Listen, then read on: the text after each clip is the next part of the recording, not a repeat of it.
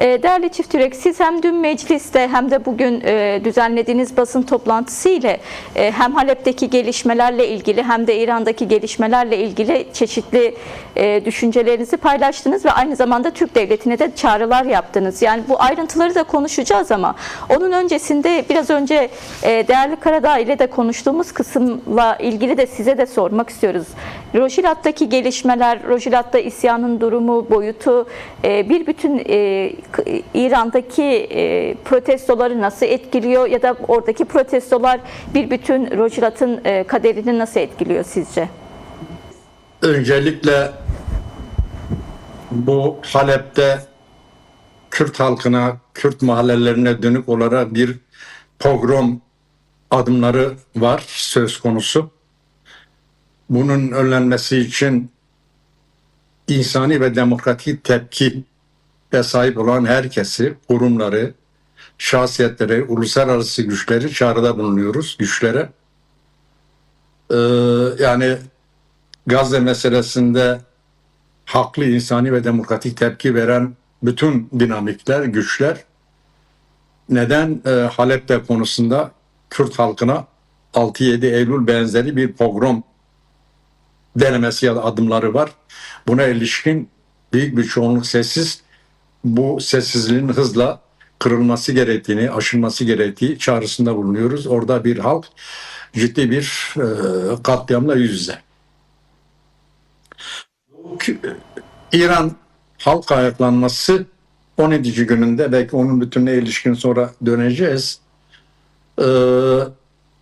Kürt halkı bu Mullah rejiminin 47 yıllık iktidar sürecinde defalarca kez yaşanan ayaklanmalarda her defasında hazır oldu, örgütlü oldu. Fakat rejimin aşılamaması birden fazla nedenle, dolayısıyla ayakta kalan rejimin esas despot rejimin hedefi, saldırganlığı, katliamları Kürdistan'a bir adım geride Belucistan'a yönlendirildi. Bunun bilinciyle Kürt halkı haklı olarak Kürt siyasal dinamikleri tepkili yaklaşıyorlar halen de. Süreci ilk yaptıkları toplantıda ki 10 parti katılmıştı, görüşmelerinde bu sürece hazırlandıklarını, bu eylemlerde aktif yer alacaklarını, halklarını koruyacaklarını, halkımızı koruyacağımıza dair açıklamalar vardı, beyanlar vardı. Ama bu beyanla birlikte halen de ben hala da onu görüyorum. Belki son bir gündür takip edemedim.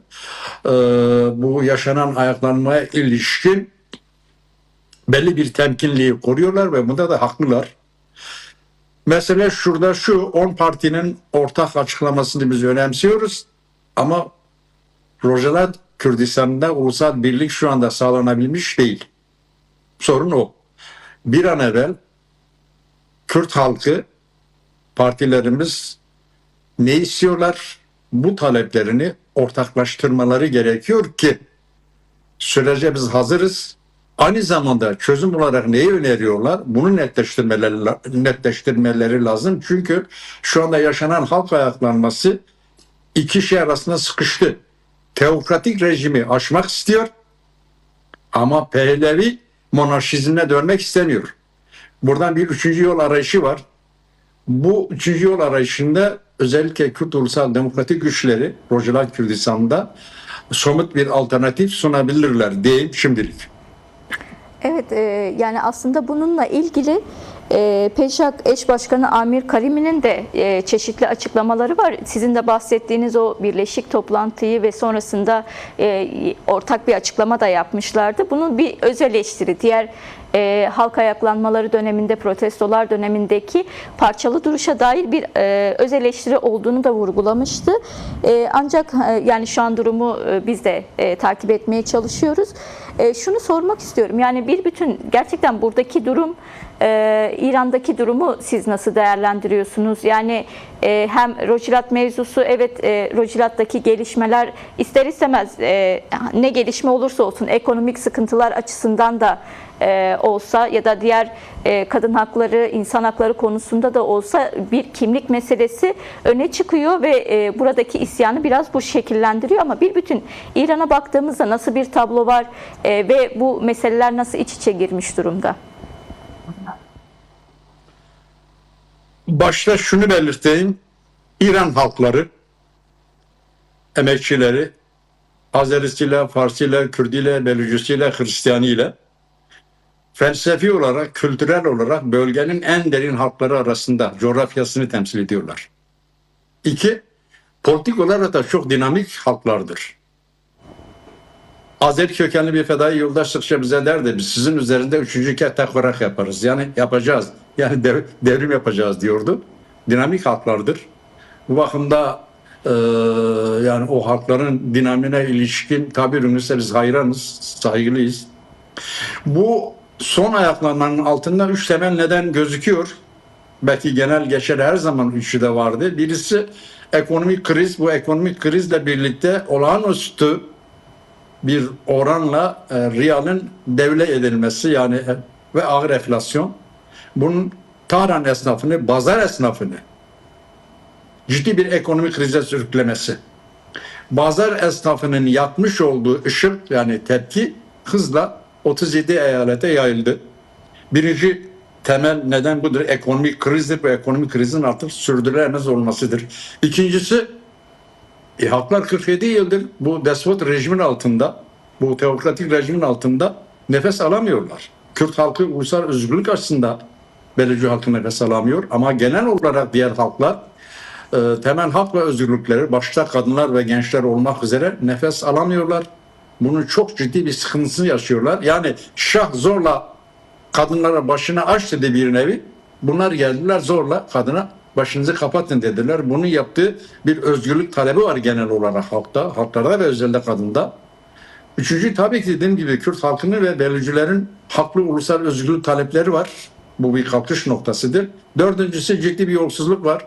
Yani o hani dini söylem altında esasında üst bürokrasinin, üst kadrolarının ciddi bir yolsuzluğa, rüşvete bulaştığı söyleniyor. Bu dördünü tetiklediği bir ayaklanma var. 17. gündür devam ediyor. Bunun öbürlerinden farklı olduğu söyleniyor. Farklı şu bakımda gözlemlemek lazım. Dediğim gibi son bir gündür bakamadım ben. Şah rejimini devren, Hümeyni'yi iktidara getiren ayaklanmada dikkat çekici olan neydi? Kitleler, yüz binler sadece gündüz değil, gece de sokaktaydılar. Son dönemler bu 17 gün süren direnişte ilk başta gündüz sokaklar halklarındı. Gençlerin, kadınların, işçilerin, emekçilerin haklarındı. Rojhilat'ta tabii ki Kürt halkının. Gece ise polisindi uzun süre. Son günlerde bunun değiştiğini söylendi, gözlemledik. Yani geceler de artık polis dışarı çıkmıyor, halklar dışarıda. Eğer bu derinleşirse o zaman bu halk ayaklanmasının, halkların ayaklanmasının daha kalıcı sonuçlar elde etmesi yolunda umut var olabiliriz. Fakat başta belirttiğim gibi bir alternatifsizlik sorunu yaşanıyor. O bir krize dönüşmüş durumda. Şu anda ısıtılıyor Pehlevi ama Pehlevi sitanlar bile doğrudan onu önermek istemiyorlar. Dolayısıyla halklar, emekçiler 40 yıl önce aşılan Pehlevi'nin teokratik rejimine, monarşik rejimine dönmek istemiyorlar. Burada örgütsüzlük söz konusu. Yani Değerli Kürt hareketinin, ulusal birliğinin aslında tam olarak sağlanamaması onu sormak istiyorum da yani siz de bahsettiniz. Yani ciddi bir hani örgütsüzlük durumunu gerçekten belki biraz tartışabiliriz. Rojhilat açısından farklı da bir tablo var. Belki diğer kesimler açısından farklı da bir tablo var ama bir bütün aslında İran'da bulunan halklar ve inançların ortak mücadele konusunda deneyimleri nasıl, hangi noktalarda bir araya gelebiliyorlar ve hangi noktalarda ayrışıyorlar? Yani biraz aslında süreci başarıya götürecek olan ya da tekrar daha sıkıntılı, daha sorunlu bir rejime dönüştürecek olan da kritik nokta burası. O konuda nasıl bir tablo var sizce? Teşekkür ederim. Aslında örgütsüzlük derken ben Rojalat'taki örgütsüzlükten söz etmedim. Rojalat'ta bu ulusal ittifak konusunda bir aşılması gereken adımlar var, atılması gereken adımlar var ama İran'ın bütününde bir örgütsüzlük var. Onu demek istedim ben. Şimdi halklar ve inançların ortak yaşamı konusunda Kürdistan'ın iki parçasının Orta Doğu'ya sunduğu bir somut ne var? Alternatif var. Yani Kürdistan Federal Bölgesi ne dedi? Türkiye ve İran'a siz halklar ve inançlar hapishanesisiniz. Tek millet, tek din, hatta tek mezhep. Biz halklar ve inançlar bahçesi yaptık Kürdistan'ı. 5 resmi dil, 8 inanç. Peki Rojalat, Özek Rojava ne dedi?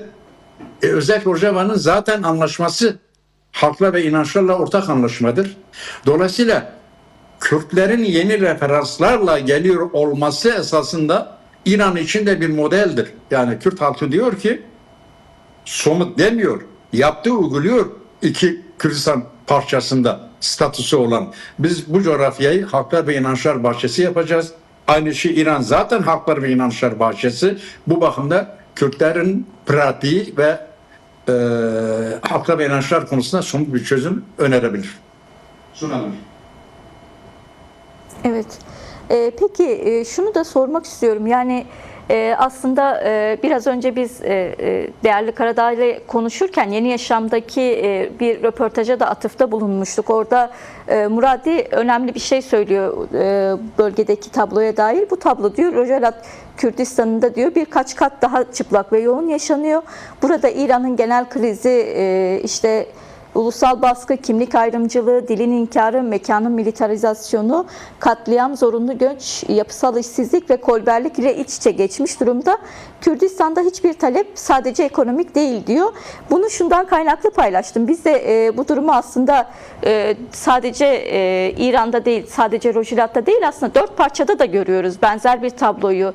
Yani her bölgede, her ülkede yaşanan sorun söz konusu Kürdistan olduğunda katmerleşiyor. Bunu görüyoruz. Biraz aslında buna karşılık başta Türk hükümeti olmak üzere devletlerin aldığı konum, Kürt meselesine yaklaşımları süreci nasıl etkiliyor, nasıl kangren hale getiriyor? Sağ olun. Dün mecliste dile getirdim. Sizin aracılığınızla dile getireyim. Türkiye özellikle parçalardaki statüsüzlüğe karşı statüsüzlüğü esas alan bir politikada vazgeçmelidir. Önce Kürdistan Federal Bölgesi'nde statüsünü ortadan kaldırmak için, engellenmek için her şey yaptı. Şimdi Özek Rojava'da yapıyor. Yani Özek Rojava'da izlenen politika şu, daha doğrusu Suriye'de izlenen politika şu. Halep üzerine çok netçe görüldü. Ne görüldü? Türkiye dedi ki Kürtler kaybetsin de kim kazanırsa kazansın. IŞİD mi kazanıyor? DAEŞ mi kazanıyor? HTŞ mi kazanıyor? İsrail mi kazanıyor? Amerika mı kazanıyor? Hiç önemli değil. Esas olan Kürtlerin kaybetmesidir. Zaten son dönemde bu net olarak görüldü. Dolayısıyla izlenen politika Kürdistan'ın statüsüzlüğü üzerinde bir siyaset başta Türkiye'yi nefessiz bırakır. Türkiye çağrımızdır buradan. Kürtlerin statüsü bırakmak siyaseti yerine, yani bugün işte Rojava, dün Güney Kürdistan, yarın da diyelim ki Doğu Kürdistan'da statüye karşı tutum almak yerine Kürtlerle stratejik ittifaka girmelidir. Türkiye geniş Orta Doğu'da, yani Güney Kafkasya'dan Mısır'a eğer etkin olmak istiyorsa, demokratik bir siyasetle etkin olmak istiyorsa Kürt halkı ile stratejik ittifaka girmesi lazım. Çözüm budur. Silah çözüm getirmedi. 100 yıldır çözüm getirmedi. Silah 100 yıldır Kürt meselesini bitirdi mi? Hayır, tersine büyüttü Kürt meselesini. Kürt meselesi bugün 1921'e göre 25'e, 28'e, 38'e göre daha güçlü.